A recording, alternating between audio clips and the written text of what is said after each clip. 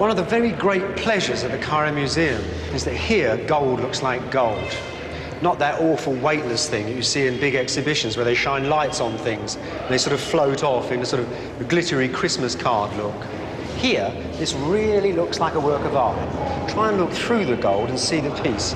It's amazing to think that it's actually constructed out of two sheets of gold riveted together. Somebody's worked it with a hammer from the back, a man tapping away. And he's done it with such accuracy that he's even reproduced the cheekbones slightly tilted, because Tutankhamun had an accident when he was a boy, and his cheekbones were 1/8 of an inch out, and so's that gold mask. People I knew who had seen this mask when it first came from the tomb said that it looked more shiny, brighter than it does now. That's because they'd put such a high polish on it that when the modern cleaners came to wipe it with a cloth, they scratched the ancient surface. What a marvel. An object made by people whose lives were saturated in deep colours and shining textures. Master craftsmen of breathtaking precision. And this in the age when Stonehenge was new. Of all the hundreds and thousands of people that filed past Tut's gold mask, very few of them ever bothered to come here. Yet this case in the museum contains some of its minor masterpieces. It was set up about 80 years ago by one of the early directors of the museum. And in it, he put really the finest small objects that had ever been found in Egypt. You see, most of the things that are this size were usually sort of bashed out in the workshops, and they're pretty things, but they're not wonderful. But this director, he had such an eye that he could fathom the masterpieces. In this case, just jumps with life. Look at that piece there, for example, that tiny little statue at the top. It's the only known statue of the man who built the Great Pyramid, King Cheops.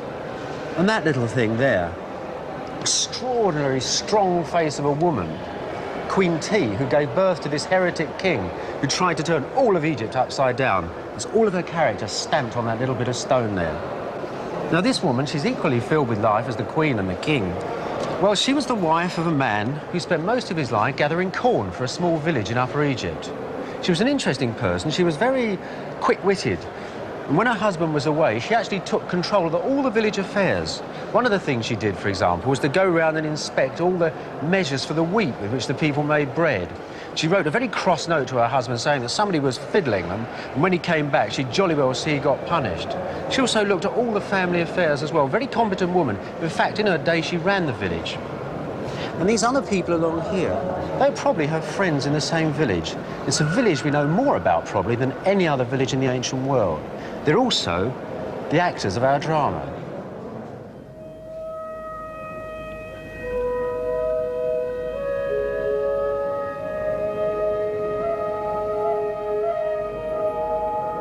And this is where they lived, the village of Deir el-Medina, hidden in the hills of Thebes. A village of craftsmen, of families, of men, women and children, packed in neat houses set side by side. And how remarkable it is that modern science has given us more information about these ancient people than we have about most people of the last century.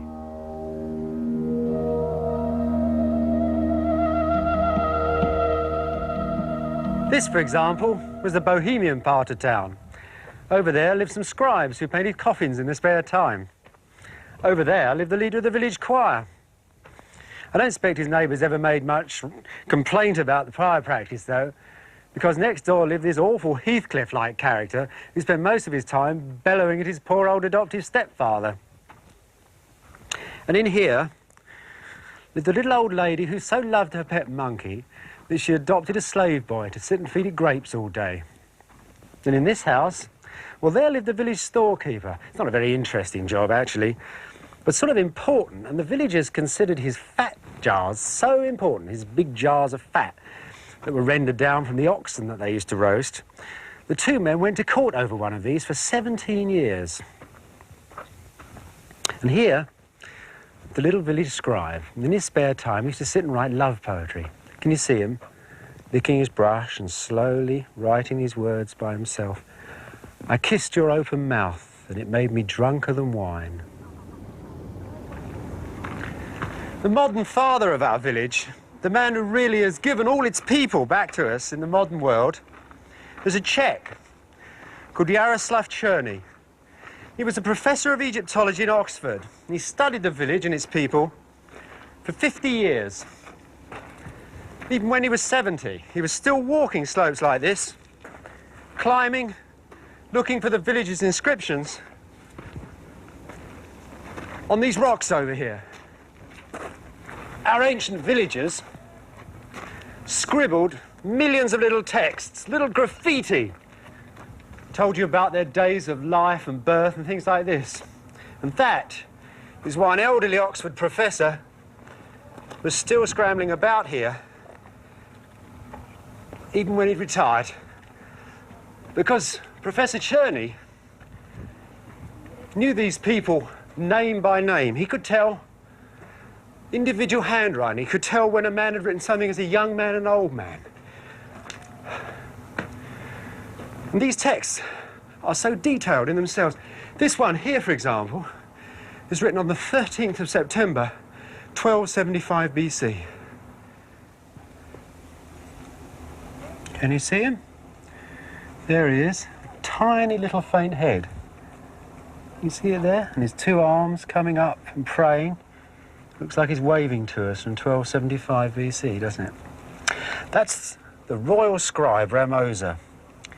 What he's doing is announcing his appointment to the village as a royal scribe to work in the king's tomb. He was very proud of being a scribe because Ramosa was the son of a messenger, was not a scribe at all. And normally, scribes, of course, it would be handed down from father to son. So nobody would actually celebrate the appointment because you'd be celebrating the death of your dad. But Ramosa was a self-made man, and so he was pretty proud of it. And this is what Professor Černý came up here to find, this little figure. He was a man, in the words of Auden's poem, against who the Bureau of Statistics could find no fault, the perfect Egyptian, the man on the Theban omnibus. And we know all of this from the village's own records, much of which was written on the most surprising material. These bits of stone are called ostraca by archaeologists. They're the product of making tombs. What the quarrymen literally cut out the walls. And they laid around the Valley of the Kings in hundreds and hundreds of thousands. And it was these beautiful, smooth white flakes that the ancient scribes, and many other people at the village too, picked up and used for writing. And after all, in such a hard environment, it's a pretty good and permanent surface to work on. It was something which you could later then put onto fragile papyrus to keep in the royal records. So, this is what to us holds the village life. All the hundreds and thousands of documents, the records, come principally from this source.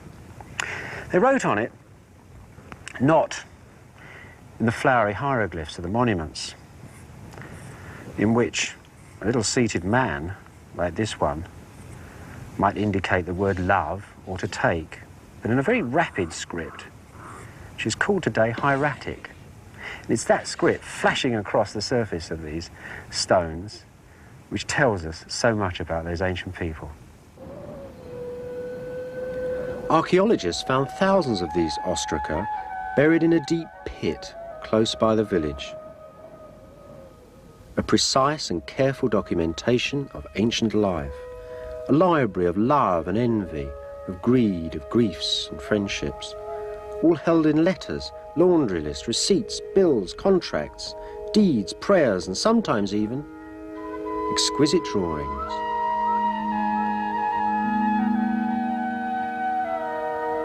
And this is hardly surprising, for our villagers were some of the greatest artists of the ancient world, the men that made the king's tombs.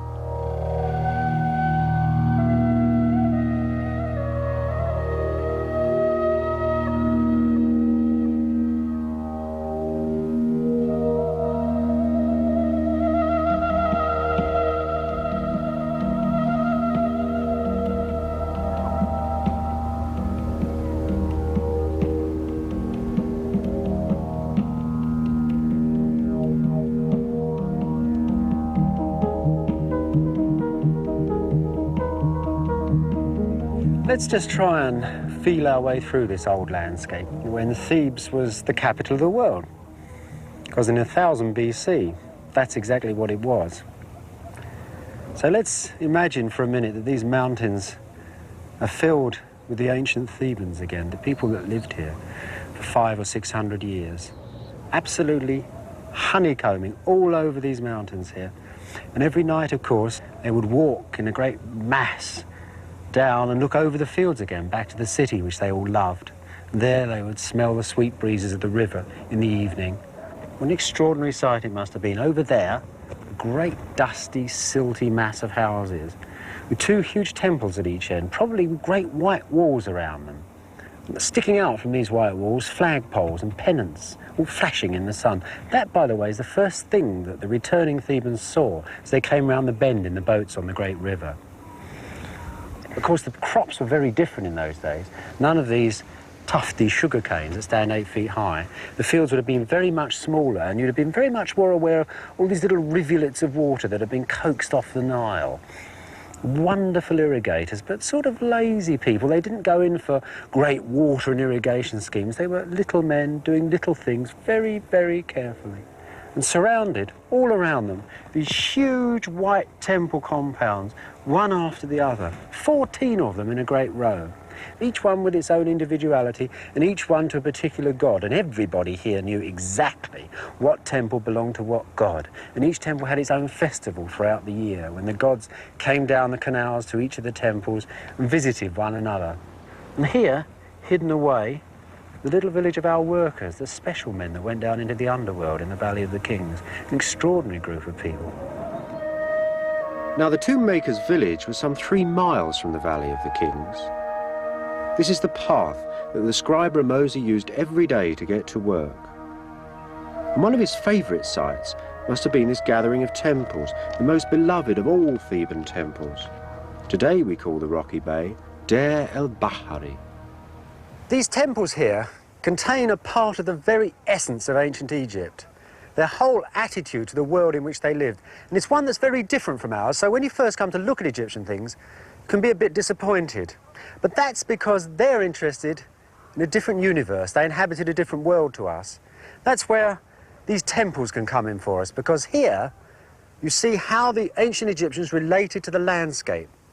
If you think of a Greek temple, more often than not, like a Gothic church even, they're in a prominent place on the top of a hill or somewhere, and they dominate the whole landscape. Somebody once said that they're like diamonds through which the landscape is refracted. Man is actually imposing himself on all the hills around. But this temple, this sits absolutely in the landscape. In fact, the architects here actually cut a bit of the cliff away, and there's a balance here between the forms of the buildings and the form of the landscape. One flows into the other. That's what makes it such a magical and wonderful place. This is the exact point at which Ramosa turned his back on the living, the great city of Thebes, to move over the horizon, quite literally, into the realms of the dead, into the underworld.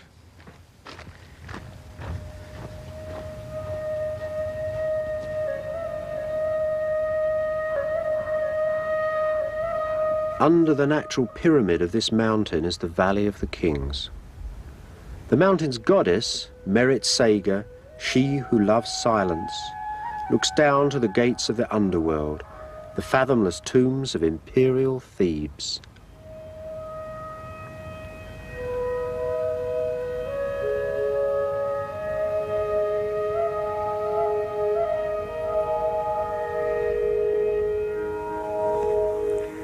This, then, is the modern doorway of the greatest archaeological discovery of all time, the most famous tomb in the world, the tomb of Tutankhamun, Tut's tomb. And of course, as everybody knows, it was found by an Englishman, Howard Carter, in 1922. In his book, he says that he was digging for years and it was very difficult, and, you know, there was this last-minute gamble when his backer, Lord Carnarvon, wanted to give up because he couldn't afford it, and all this stuff. Well, I think there's a little different story, really, that's somewhat nearer the truth. So if you look at his excavation records, what you discover is that he was digging very, very close to here years and years before, and in fact he may have actually come down on the doorway of the tomb and left it again. Now, why would anybody have done that? Well, I think because Carter understood Carnarvon. Carter knew that he had to keep some of his discoveries back for the moment when Carnarvon's enthusiasm flagged. Carnarvon said, no, I can't go on anymore. Carter said, one more season. He turned up here. On the 1st of November, he was digging here. 3 days later, he'd made a very narrow trench, just about down where I'm walking. And on the 4th, after 3.5 days' work, he was already back at the doorway with the greatest archaeological discovery of all time.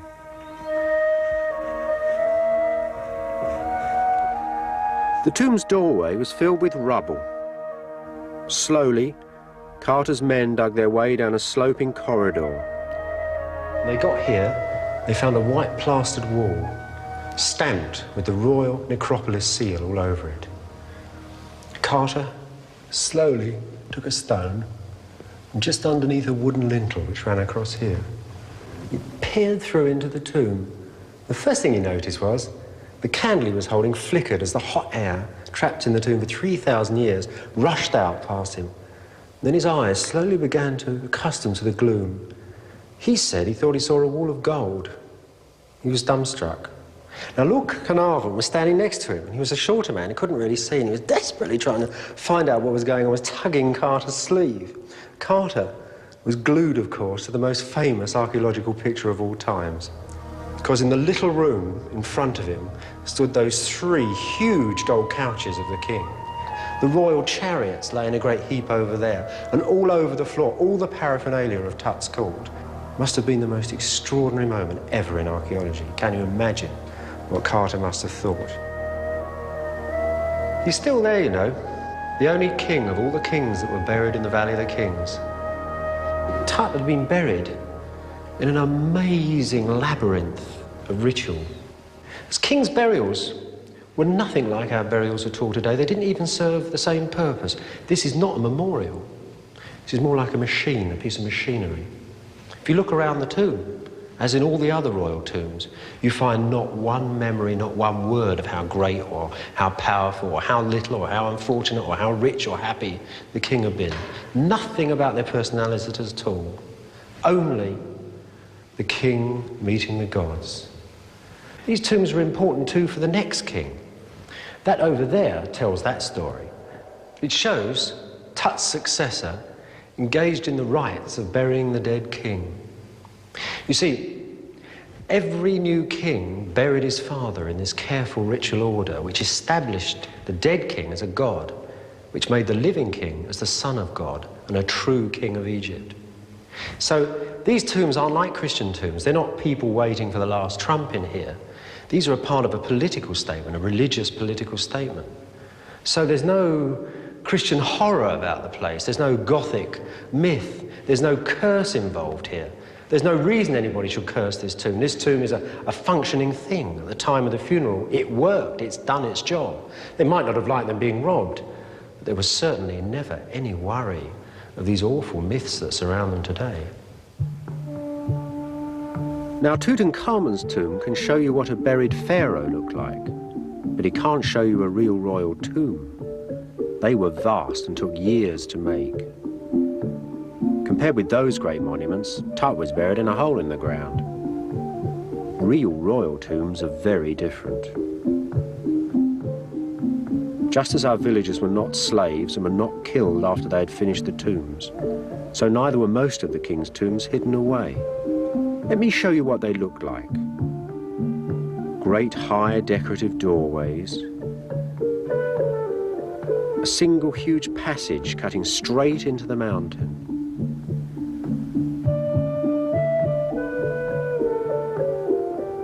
The richly decorated walls, visions of the underworld, the life's work of scribe Ramosa and our villagers.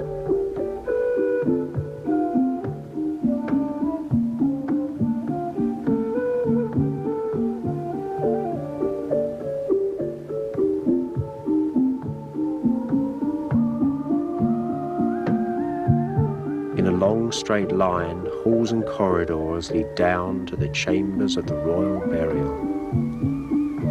And unlike Tutankhamun's secret tomb, all of them easily and inevitably robbed and plundered.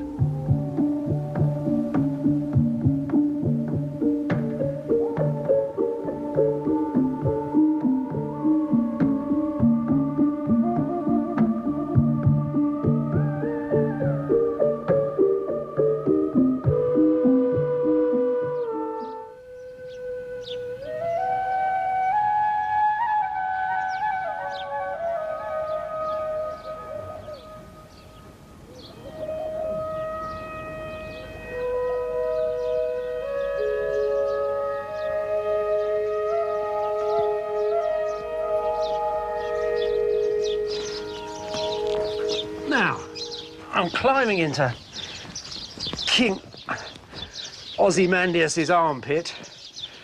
That's the same as Ramesses II, of course. For a real particular point, you see, this great statue, I'm sitting on the edge of his broken chest. Here's the top of his arm here. His head busted, lays out over there somewhere. For a particular point, and the point is this really, that these statues are not made like they are in the movies, you know, with 55 extras banging away with chisels. These are really incredible works of art. Nobody can make them today. It's not because we lack the skill or any individual lacks the skill, it's because we don't work in community anymore. Look at the way these muscles are explained here. See, here's the shoulder coming round here, and then slowly, imperceptibly, through hundreds of inches, it comes out and then rolls in again to hit that muscle there. An incredible description of an arm. It's even more incredible when you think there was probably one man working on this bit and another one working on this bit. It shows a community of craftsmanship that the Western world's completely lost. It's gone. It's not good enough to say there's no man can make this in the world today. No man ever made this. This was made by a group of people that worked together in an extraordinary harmony. Our villagers were just such a group of artists. Amazingly, they left us a detailed record of their working lives here in the village cemetery.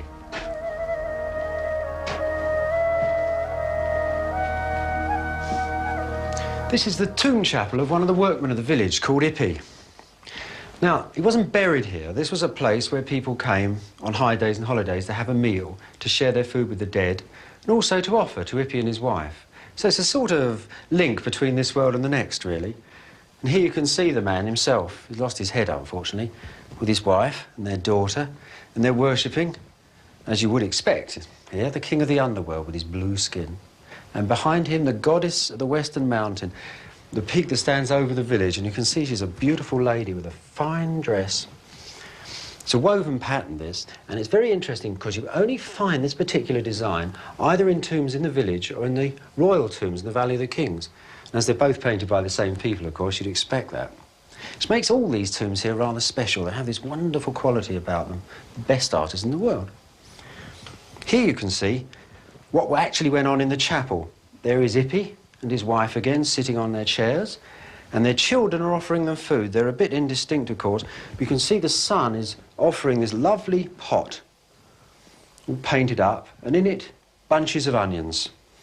But it's what's in this detail in this tomb that's so interesting and so very unusual, too. See this little white table here? You see on it a lovely dish all bedecked with flowers, and inside the dish, little figs.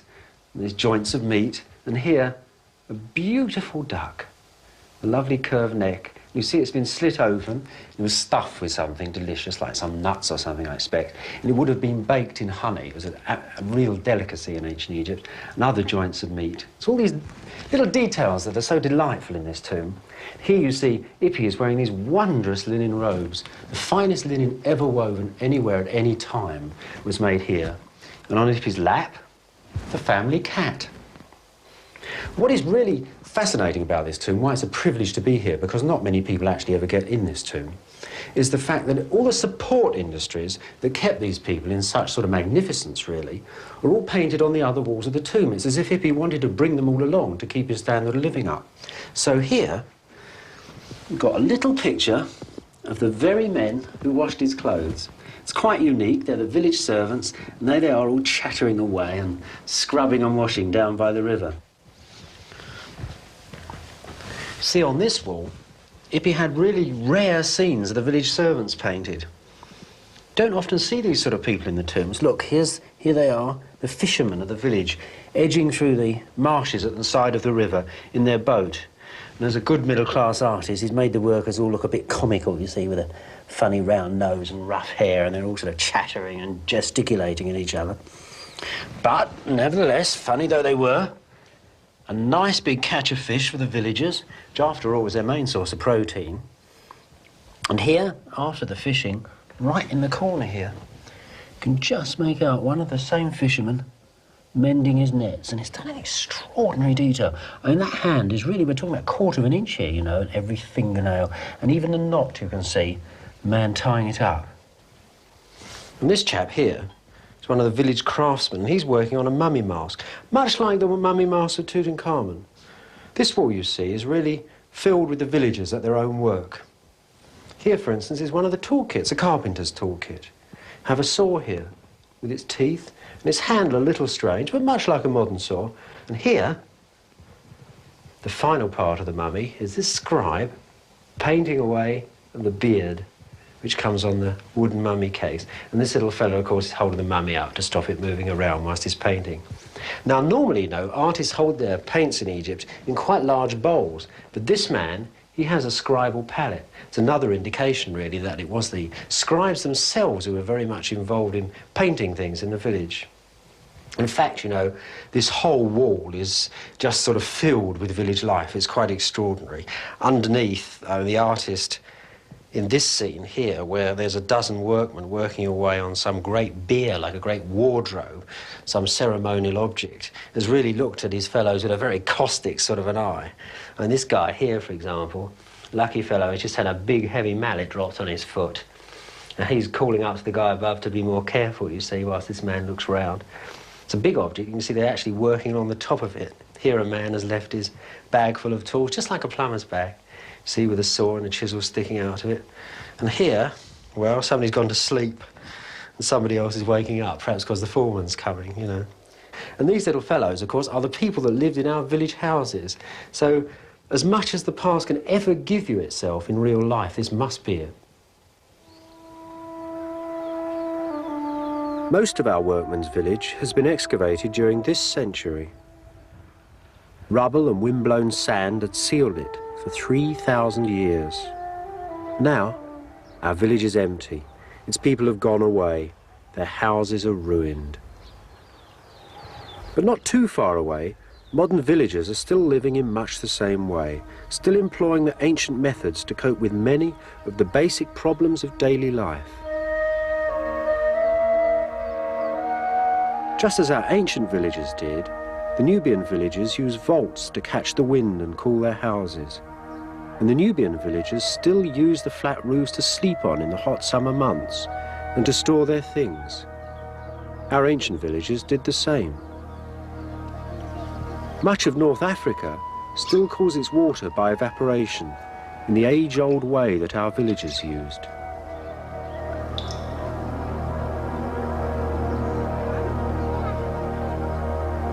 Of course, such comparisons get ever more dangerous in their details, but in their order and regularity, their environment and their building methods, these two villages, ancient and modern, share a great deal.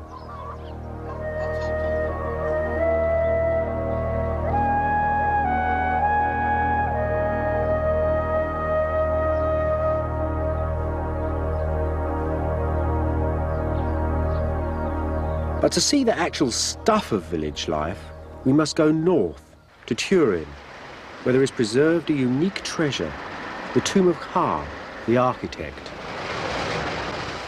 The wonderful thing about this tomb is that our villager took all his house with him to his grave. This is a time capsule. It's what was in every village house. This bed here, with its linen and its blankets, this is the bed he slept in, that curve. That slight curve in the middle is the bump that you get when you sleep in a bed too long. That's his pillow over there. It's a strange, hard wooden thing that fitted under the ear. It must have been excruciatingly uncomfortable. God knows how they survived. This is his wife's handbag, or what passed for a handbag in those days.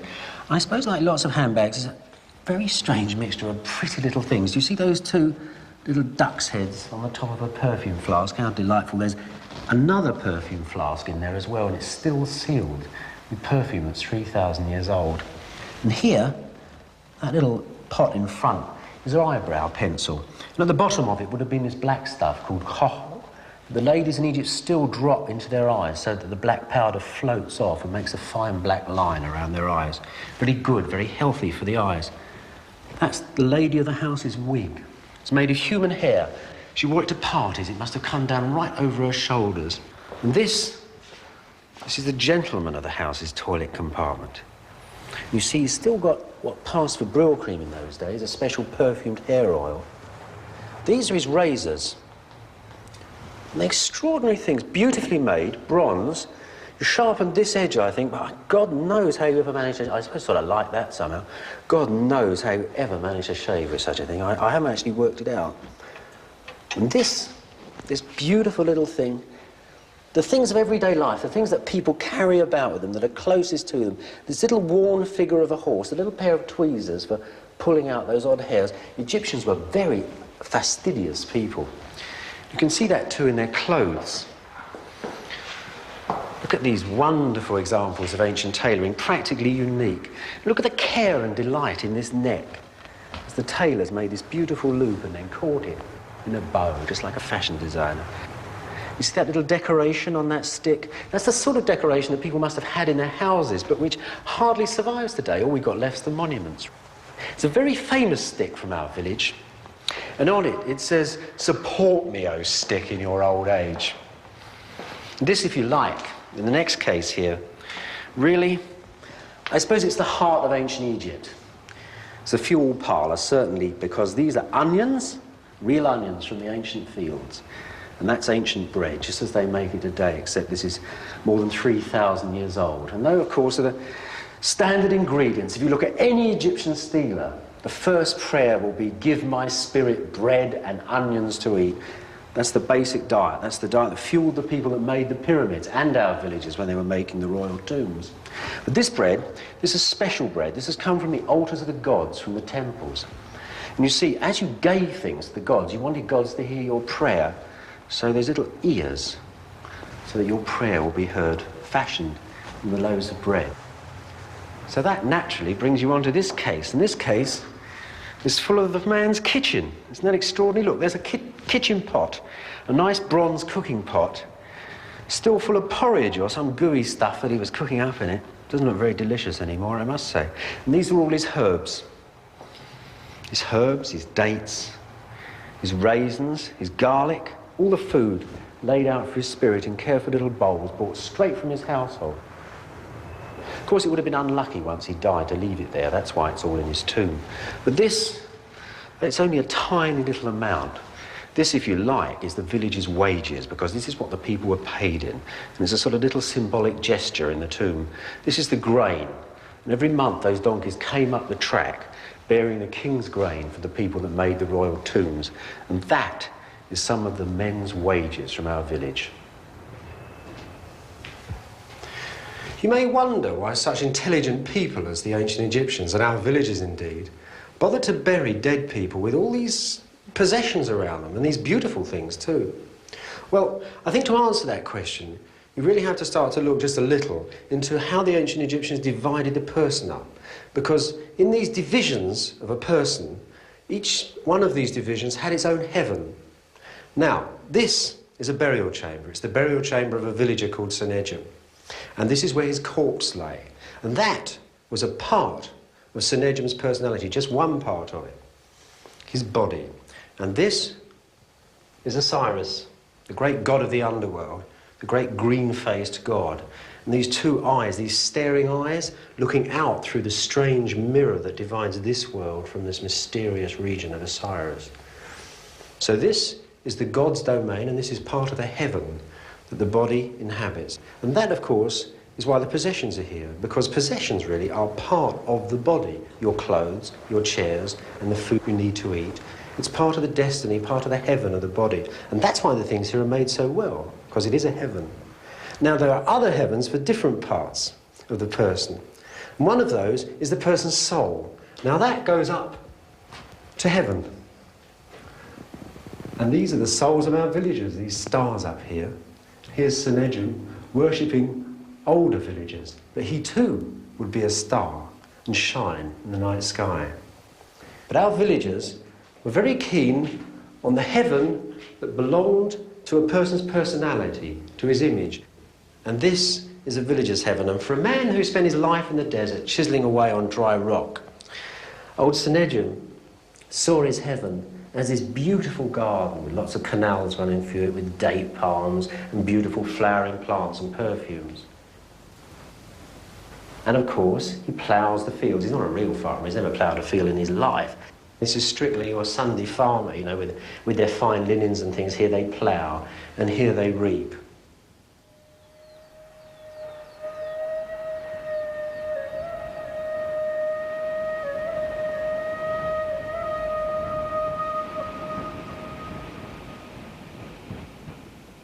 Two of the great wonders of ancient Thebes were the colossi of Memnon, each one carved from a single block of glistening quartzite, the hardest stone the ancient people ever quarried, and this carried from a mountain hundreds of miles away.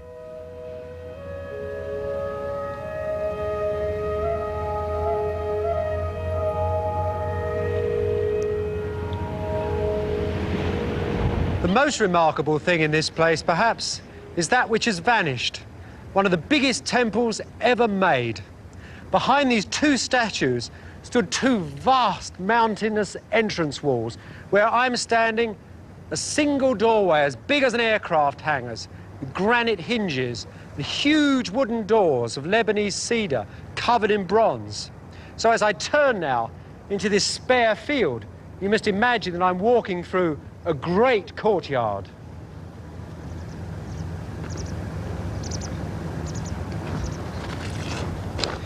Now I'm coming to what used to be the heart of this temple.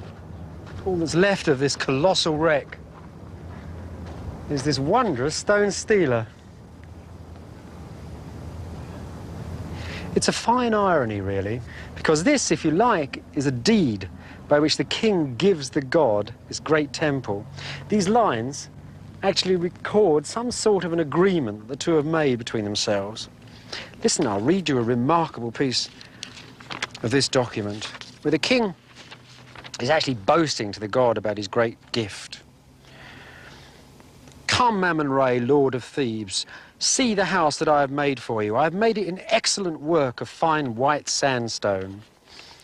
I've filled it with monuments, with statues made of mountains, of alabaster and pink and black granite, of gold and every splendid costly stone without end. The god is greatly impressed by this, according to the stela. And in the end, he takes the gift and he takes the son to his heart. Come, my son Amenhotep, I've heard what you say, I've seen your monument. I am your father and I accept what you have made for me. So with this great gift, of course, went a huge foundation. Went hundreds of thousands of workers, scribes and everything else. And Ramosa was one of these. It was where he got his education. Now, why would such a fortunate young man leave this lavish compound and go and live in a small village in the desert? Well, to understand that, we have to go to one of the oldest and most elegant monuments in the Valley of the Kings, the tomb of King Tutmosis III.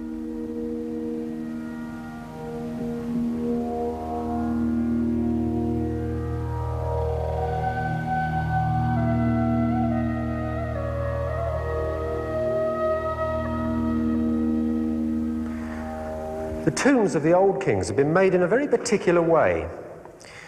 See, the artists and the quarrymen that have made them left the walls bare right up to the time of the funeral. All they painted was the stars on the ceiling and the border underneath. It was only after the king had been put in his coffin that the scribes came in here and quickly dashed off the wall paintings in just 2 or 3 days. You see, the painters, knocking in this border here, were moving so fast down the wall they couldn't even be bothered to move away a box which stood here, so this area is left blank. Of course, that box came in with the royal funeral, and that was the same time that these people were working away here, because the painting of these texts was actually a part of the funeral. They're not supposed to be art, they're actually supposed to be very careful and detailed instructions on how to do something, and that's why they're done with such precision, though so fast. It's a very funny mix, really. See, these writings were very, very special. They were probably only known to a very few people in Egypt. They were the guidebooks to the underworld. You see them at work here. It's another indication of just how fast they're going. You see, these scribes are holding in their hand a palette and a papyrus, the papyrus that holds the text. Their brush is in the other hand. So they're dipping their brush in the paint, looking down at the text, and writing from right to left. They go, and then the brush runs out. Dip it again, look at the papyrus, off they go again. Brush runs out again, dip in the paint, look at the papyrus, start off again, but just at this point here, he's looked at the wrong place in the papyrus. You can see he's copied the same phrase, see that eye there, from there to there, as it is from here to here. He looks down again, realises what he's done, and he's off again, straight away, without even bothering to stop.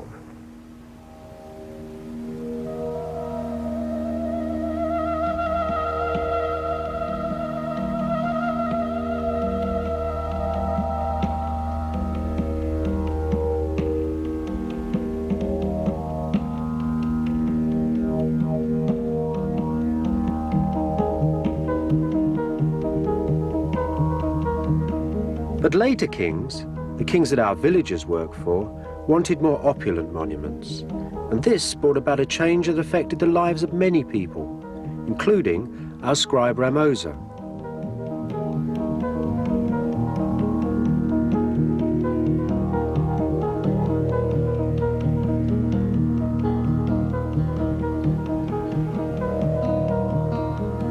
To make such beautiful walls in the new tombs was a long and laborious process. First of all, the artists flattened the wall out. So flat, so precise, I mean much more than any modern wall you've ever seen, really. And then the outline draftsmen came along, the guys who laid out the whole walls. And they started off with strings which they dipped in red paint. And these were laid at the precise intervals along the wall that they wanted and snapped against the wall to give dead straight lines. And then vertical ones were added too. Those fit absolutely harmoniously to the architecture. And then a man, working very slowly, very carefully, very laboriously, came round and redid it all in black. So that where the rushed version was perhaps a little wrong, this one was finely placed. And this was done very carefully because of the next process was so very laborious. And that was cutting down all the back surface of the wall. And you can see a man actually at work here. This thing is half finished. This is where the sculptor is working. You can just see him. I mean, he's literally walked out the door and I've come in, right? 3,000 years later, and he has a chisel in his hand, and he's standing here going like this. And he's slowly, slowly working around this figure. And this figure represents the flesh of the king going into the underworld. So for the sculpture, this figure has to live. And that's the terrifying thing about this work, because it goes on for yards and yards and tens of yards and hundreds of yards through the tombs. So all these signs down there, these little hieroglyphs that are letters of the alphabet, these are actually little living people, little living men, little living birds. Can you imagine the work? So the gods and goddesses at the bottom of them all took even more skill. And when you get onto those huge, beautiful figures of the kings and gods in the outer corridors, well, they're really the work, and the long and involved work, of master craftsmen. Obviously, making tombs like this is a lot more hard work and labour than making the much smaller and simpler old tombs. And of course, that's why they're not finished. That's why the first ones aren't finished anyway, because the gangs were still working in the old ways. So what happened was that the whole process of making a royal tomb was reorganised. Couldn't make the gangs much bigger because there simply isn't the room in these tombs to employ hundreds more people. It actually proved practical to keep the gang about the same size. What they did do was to streamline the actual work process of the gangs themselves, because that had been actually rather lackadaisical. The old foreman had ordered the chisels and seen the supplies and made the reports. Now, that was a special gang of scribes brought in to control all that work, separate from the foreman. And that is why Ramosa joined the villagers.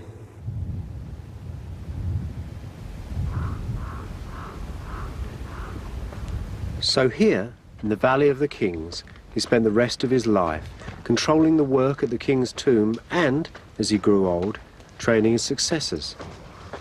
And one of these, his stepson, has left his mark all over the cliffs of the Royal Valley. Oh. Now, here's Howard Carter, 1917. And here, next to him, Ken Hare Coppershev, 1300 BC. He was a difficult man, a cunning old man, in fact, at the time he worked here. He understood how the village worked and how all the little courts could be manipulated and exactly how the power structure worked. He was sometimes very rude, too. He was very manipulative, but he was a historian. He made himself a personal copy of the text of the Battle of Kadesh. He made lists of all the temples at Thebes. He was very interested in history and in kings, but the men didn't like him much. To them, he was bossy and arrogant. And perhaps that was just as well, for making tombs was hard work. First, you cut out the doorway from the rock. Then, foot by foot, you cut your way into the cliff. And in Kenher-Kopeshev's day, the work was especially urgent, for his king was old and ill when he took the throne and wanted his tomb in a hurry. The workmen reached this point in the tomb in after about 3 years, and then the quarrymen hit a snag, quite literally. That up there. They bashed away at that huge lump of flint with their chisels for some 20 days. At least that's what Kenher-Kopeshev's record tells us. But of course, they didn't get very far. They just managed to chip a little bit off the end. It must have completely buckled their copper chisels, and that's all they had, you see. No steel at all. So they just left it there and carried on. Kenher-Kopeshev's records are very exact. He was in charge of the baskets, which they carried all the chippings out of the tomb, was also in charge of the chisels, and he was in charge of the lamps. And it was by these flickering halos of light that the villagers hurried to finish the tomb.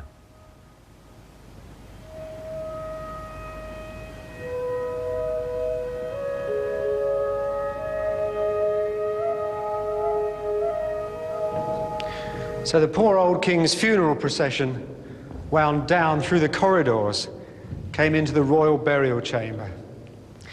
Poor old corpse, blown as dry as an egg, its arthritic body all wrapped up in bandages, covered in resins, put in 2 beautifully finely made cedar coffins. Another alabaster coffin was enclosed under this. Now imagine a procession. This is not like a procession today with orderly people walking in ranks. This is a swarming mass of people, very intent on doing things the right way. So you've got all our villagers down here with great wooden staves to move this into the final position over the coffins. And right at the end of the funeral, after everything was done and all the priests and all the villagers had swarmed all over everything, Kenher-Kopeshev, 1 or 2 other of the priests, would have gone round and carefully lit 4 candles to keep the spirits of sand and of demons out of the corpse. And just before they left, after they did that, they put water on a bed of grain that would rise in the dark and give the magic of growth to the dead king.